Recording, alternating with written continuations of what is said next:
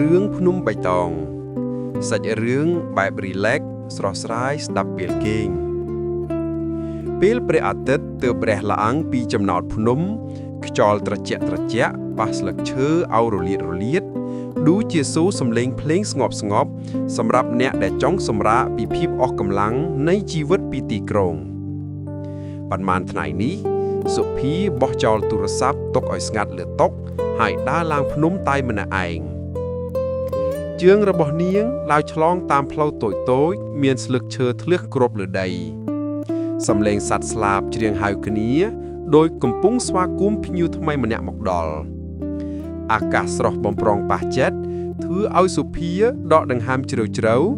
ហើយស្រមៃថានេះជាកន្លែងដែលចិត្តមនុស្សឲ្យសម្រាកពិតប្រាកដនាងឈប់នៅចិត្តស្ទឹងតូចមួយដែលទឹកហូរលឺជ្រលក់សូរសំឡេងទឹកលាយជាមួយសំឡេងសត្វស្លាបនិងខ្យល់បក់ឆ្លងកាយដូចជាការសម្ដែងតន្ត្រីធម្មជាតិមួយដែលគ្មានអ្នកណាតែងសរសេរទុកទេប៉ុន្តែស្ដាប់ហើយធ្វើឲ្យស្ងប់បេះដូងសុភាអង្គុយលើថ្មមួយដៃនាងចាប់កែវទឹកក្តៅដែលយកមកពីផ្ទះដកដង្ហើមជ្រៅទៀតក្លិនដីសើមបន្ទាប់ពីភ្លៀងលិចនៅយប់មឹងធ្វើឲ្យនាងមានអារម្មណ៍ថាកំពុងរស់នៅជាមួយធម្មជាតិមិនមែននៅលើផ្ទៃគំនិតច្រើនទេចាំកម្ដៅថ្ងៃពន្លឺព្រះអាទិត្យរាក់លើស្លឹកឈើបង្កើតពន្លឺចាំងតូចដោយកញ្ចក់កាំជ្រួយសុភាចាប់ផ្ដើមសរសេរចំណាំក្នុងសៀវភៅតូចមួយថ្ងៃនេះខ្ញុំស្ងប់បែបមិនធ្លាប់មិនមានសូរសំឡេងឡានមិនមានសារជូនពរចេញពីទូរស័ព្ទមានតែខ្យល់សត្វស្លាបនិងខ្ញុំសង្ឃឹមថាចិត្តរបស់ខ្ញុំនឹងចាប់ឡានលូតលាស់ដោយដើមឈើនៅទីនេះពេលល្ងាចដល់ខ្យល់ត្រជាក់ជ្រាបចូលតាមសម្លៀកបំពាក់សុភាផ្អាកនៅជិតផ្ទះតូចដែលសង់ពីឈើសាមញ្ញនៅទីនោះមានពន្លឺភ្លើងចំហាយពីចង្ក្រាននិងក្លិនចានមហូបស្ងប់ស្ងាត់ម្ចាស់ផ្ទះជាចាស់ជរាម្នាក់ញញឹមស្វាគមន៍នាងហើយផ្ដល់ទឹកស្លឹកតែបៃតងមួយប៉ែងពេលនាងផឹកសូរសំឡេងសត្វព្រៃច្រៀងក្នុងព្រលឹងយប់សូរសំឡេងក្លិនឆេះឈើបន្សាល់ជាខ្លាញ់កក់ក្ដៅអារម្មណ៍សុភាប្រែជាស្ងប់ស្ងាត់ដូចទឹកស្ទឹងការគិតបារម្ភទាំងអស់រលាយទៅដូចអោបភ្នំយប់នោះព្រះច័ន្ទរះលើមេឃភ្លឺដូចចង់និយាយថាថ្ងៃស្អែកក៏មានភាពស្រស់បែបនេះដែរសុភាអង្គុយនៅចំហៀងផ្ទះមើលព្រះច័ន្ទជាមួយក្លិនផ្កាឈូកឈ្មោលហាវយប់នាងគិតថាអស់ពើជាច្រើនឆ្នាំមកហើយដែលនាងមិនទាន់អាចស្ដាប់សូរសំឡេងចិត្តរបស់ខ្លួនជាក់ជម្រៅដូចនេះទេទឹកភ្នំហូរតាមស្ទឹងសំបីតែពេលយប់ក៏នៅតែស្ងាត់សុភានឹកដល់អតីតភាពនៃជីវិតប៉ុន្មានឆ្នាំមុនការងារគ្រប់គ្រាន់ការរត់ប្រជែងមនុស្សជាច្រើនមុខស្លាប់ព្រាប្រញិតជុំវិញតែឥឡូវនេះការរស់នៅគឺគ្រាន់តែដកដង្ហើមស្រួលបាត់ចិត្តទទួលសូរសំឡេងធម្មជាតិព្រឹកបន្ទាប់ព្រះអាទិត្យរះឡើងម្ដងទៀតពពកសស្រួយជះពន្លឺលើភ្នំធំសុភាឈរមើលពិភពជុំវិញដកដង្ហើមជ្រៅទៀតហើយញញឹមនាងដឹងថាមិនមែនត្រូវគេចចេញពីពិភពទេដើម្បីរកសុភមង្គលប៉ុន្តែត្រូវចូលទៅស្ដាប់សំឡេងខ្លួនឯង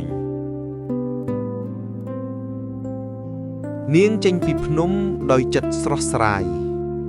សំឡេងសត្វស្លាបនៅតែជាប់ក្នុងត្រចៀកដូចភ្លេងបន្តិច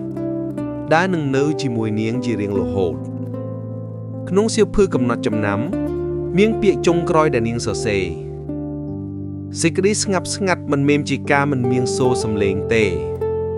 ប៉ុន្តែជាសូរសំឡេងដែលបេះដូងយល់ថាសមរម្យជាងគេនាងដើរចុះពីភ្នំដោយទឹកចិត្តលឿនល្អខ្យល់ភ្នំក៏បក់លើសក់នាងដូចជាបន្តសូរសំឡេងនៃសេចក្តីសុខបន្ទាប់ពីសុភាត្រឡប់ចុះពីភ្នំនាងដើរចូលទីក្រុងដោយចិត្តស្រស់បំព្រងពេលឡានទំនើបឆ្លងកាត់មនុស្សដើរប្រញាប់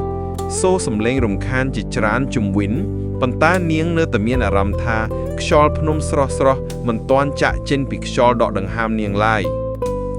នៅថ្ងៃដំបូងនៃការត្រឡប់មកការងារក្រុមការងារមើលសុភាដោយភ្ញាក់ផ្អើលបាទ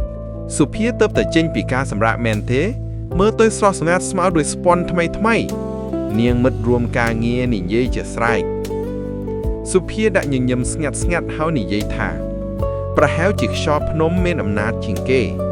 ប៉ុន្តែបន្ទាប់ពីថ្ងៃ2-3ការរវល់ធ្វើការវិញបន្តធ្វើឲ្យបេះដូងនាងធ្លាក់ចូលទៅក្នុងសំឡេងចាស់សារឡើងជាប់លើទូរស័ព្ទអ៊ីមែលសំណើសេចក្តីជូនដំណឹង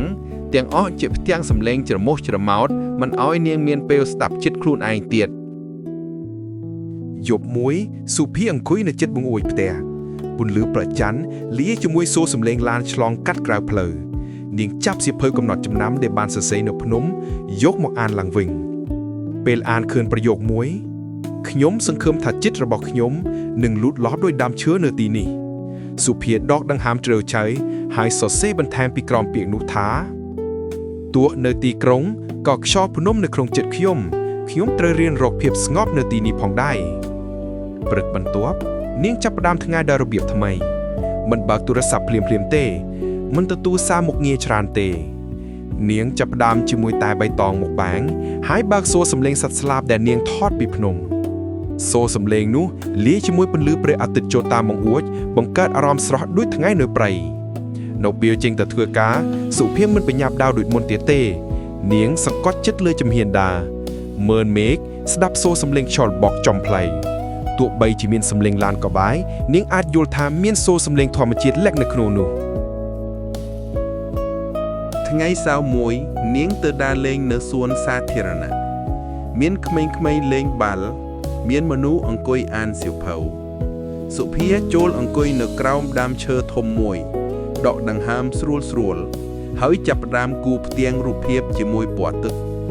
រូបភាពនោះគឺជាទឹកស្ទឹងភ្នំនិងព្រះច័ន្ទដែលនាងបានឃើញស្ត្រីចាស់ម្នាក់នៅជិតនាងសួរកូនគូផ្លូវណានេះសុភាញញឹមហើយឆ្លើយថានៅភ្នំដែលខ្ញុំទៅសម្រាកពេលមុននៅទីនោះស្ងប់ណាស់មិនមានសូរសំឡេងទៀតទេស្ត្រីចាស់ញញឹមតបបើចិត្តស្ងប់ទោះនៅទីក្រុងក៏អាចស្ដាប់សូរសំឡេងនោះបានដែរពាក្យនោះធ្វើឲ្យសុភាស្ងប់មួយផ្លែតនាងគិតថាប្រហែលសេចក្តីសុខមិនមែននៅតែឆ្ងាយទេតែស្ថិតនៅក្នុងការយល់ដឹងនៃពេលនេះផ្ទាល់យប់នោះនៅផ្ទះសុភាបើកបង្អួចទទួលខ្យល់សំឡេងឡានក៏នៅមានប៉ុន្តែនាងគិតថាវាដូចសូរសំឡេងទឹកស្ទឹងពេលមុនសូរសំឡេងទាំងអស់លាយគ្នាបង្កើតជាមុនស្នេហានាងដកដង្ហើមជ្រៅនិងបិទភ្នែកនៅក្នុងស្មារតីនាងឃើញខ្លួនឯងនៅលើថ្មក្បែរទឹកស្ទឹងវិញសំឡេងសត្វស្លាបច្រៀងបន្តិច